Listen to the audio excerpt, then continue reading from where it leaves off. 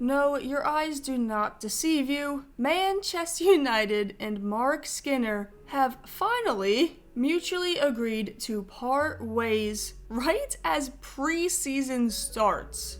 Now, it is understood that Skinner actually offered his resignation. This was not a sacking on United's part. So this is going to be a pretty quick reaction video, so discussing what it means for Manchester United, how we got to this point, what we know. I'll probably have a whole Manchester United Skinner saga video after I finally post my Atletico Madrid video that I've been working on. I'm sorry I haven't been posting that much recently.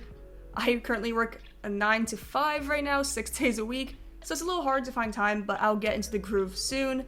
But surface level stuff, Manchester United fans are very happy right now because of this, sacking or termination, and I don't blame them. They should be happy. He should have been gone, honestly, a long time ago, in my opinion. Yes, you could argue that he actually overperformed, given the fact the team didn't give him much resources, which we will get into. But overall, he was just constantly disappointing. They would lose games that they really needed to win and should have won. And he just didn't really seem to have the best relationship with players. And if you watched my videos in the past, you would know that I am very happy to see him gone. To be fair, the offense was without Elizabeth Turland due to injury, but for some reason, tactical genius Marc Skinner decided not to start Jess Park and keep Millard at wing instead of putting her at striker. Genius. Elizabeth Turland. She started off the season hot, but Marc Skinner likes to mess with things when they're working and change a system which has hurt Turland's form. However, we must keep in mind that the manager is in fact Marc Skinner, whose player management has been historically subpar. I mean, he had Alex Morgan and Marta on the same team and had a below 21% win rate. Billed to be an exciting game, the match was basically over by halftime, as City thumped United, making it 3-0 before half. Shaw and Hemp were on fire. Marc Skinner masterclass, I tell you.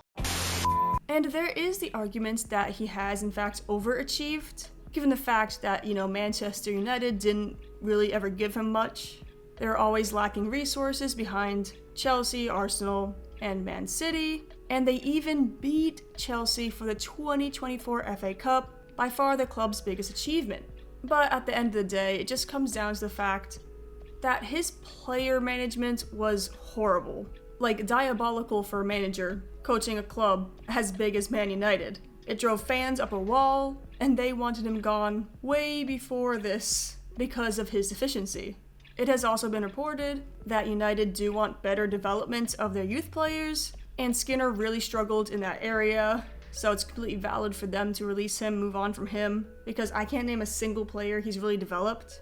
And young players are ditching the club left, right, and center because there's really no path to the first team, and Skinner is just not developing them. Like, he should have been sacked a long time ago when Manchester City fans are sad that he's leaving United.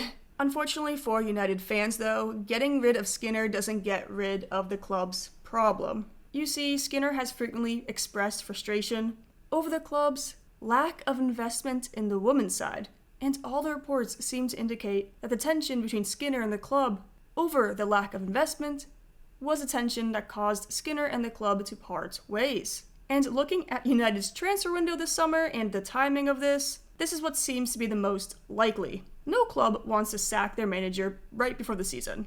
And remember, Casey Stoney left Man United in 2021 because of the club's lack of investment also. Like, Tottenham Hotspur, whose men's side almost got relegated this year, has been running laps around United this transfer window.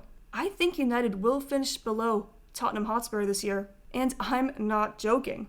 While all other clubs in England got busy this summer transfer window, Manchester United did not. They made the great signing of young Spanish fullback Andrea Medina, and the somewhat necessary move of getting a backup goalkeeper in Janina Leitzig.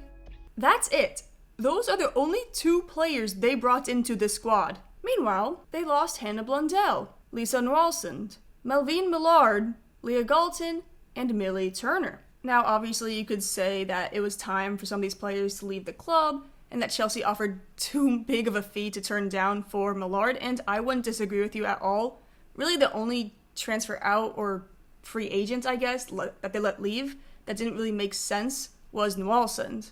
But then you add the fact that United did not replace them in the squad.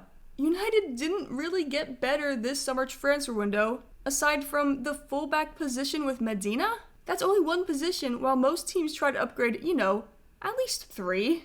I mean, this is the same club that lost Alessia Russo because they didn't treat their women's team right. None of this is shocking. One of the more recent examples of Skinner not managing his players right is with Elizabeth Turland. Ask any Manchester United fan, and they will say she should be the club's future. However, the club made the decision to spend money, actually for once, and bring in Bayern Munich and Germany striker Leah Schuler back in January.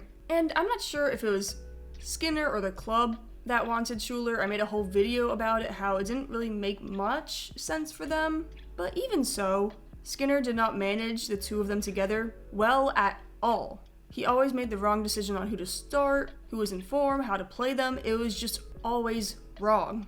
Schuler barely made an impact this season, and Turland was sidelined despite being United's best player for many games. But overall, this all falls back on the fact the club does not invest in their women's side enough. Yes, the real villain is Sir Jim Ratcliff and the Glazers, to no one's surprise. And now United is taking the angle with Skinner, saying he isn't doing a good enough job developing our players.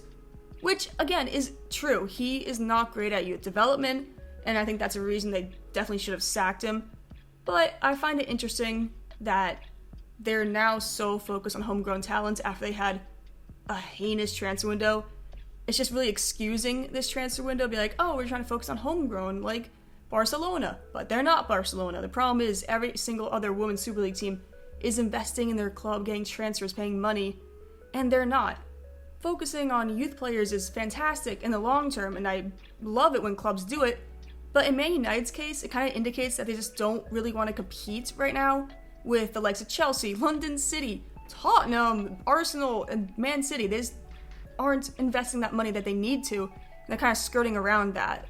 So whoever gets appointed as the manager has an uphill battle because the last 2 managers resigned because the team wasn't investing enough. Nothing has changed in 5 years. So around and around and around we'll go. It's good that Skinner is out of Manchester again. He never should have been there to begin with. But Manchester United will not get better until they actually start investing to the level that other clubs in the league are.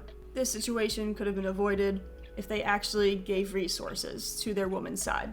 Thank you guys for watching. I'm sorry this is short. I'm trying to finish up that Atletico Madrid video, and I will see you all later.